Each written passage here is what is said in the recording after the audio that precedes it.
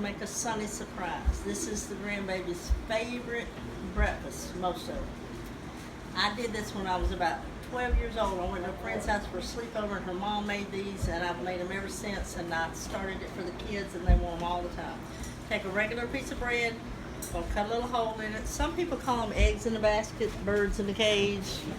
Call it whatever you want to, this is what it is. You're gonna put a generous amount of butter on the first side because it's hard to get it on the second side. Your pan is piping hot. I've got mine set on number 9. So it'll be really hot. You're gonna take cooking spray and spray on the bottom of it. Real good.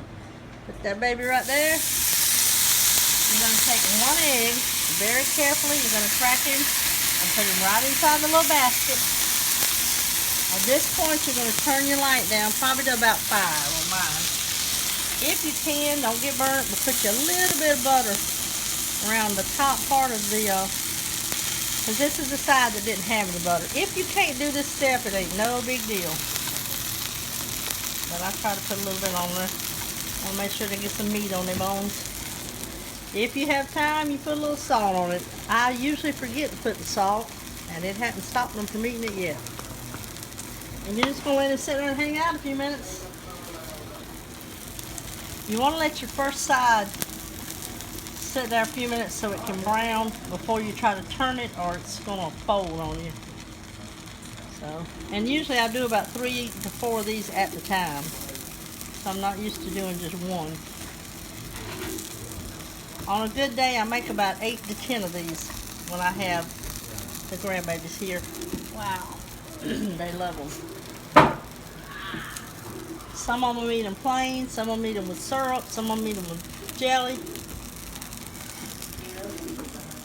Everybody has their own, and I don't like the plastic one to turn these. Now you might like it better, but I like something thin that I can get under my egg, and I just flip him over.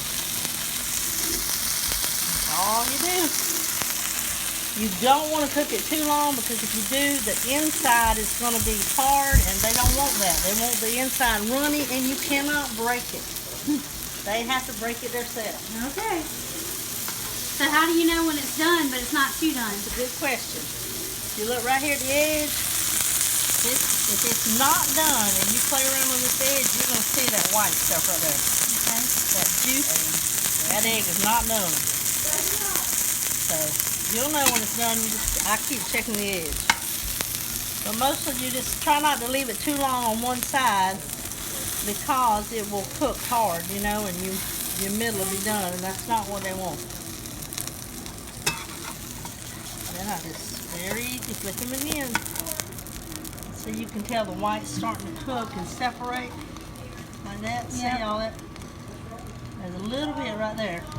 So what I'll do is just flip him over maybe one more time, and I'll mash him in that spot to make sure. See right there, that white's done. Yep. So it's just that little piece that's not done.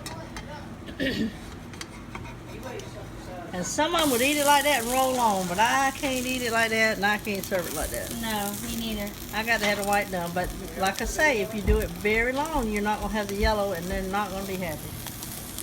All right, that's your Sunny surprise. Yay!